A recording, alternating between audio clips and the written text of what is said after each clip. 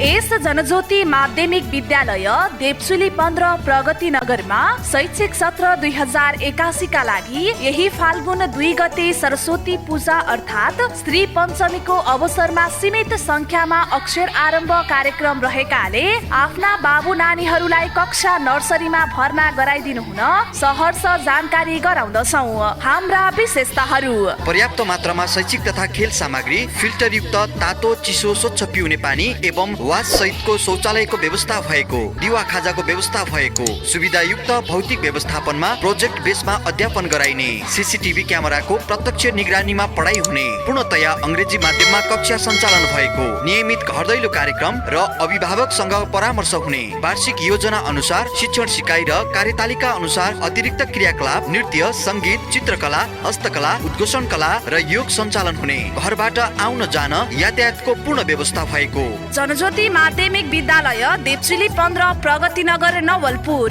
सम्पर्क 078 575 009 98 570 88 009 98 570 88 010।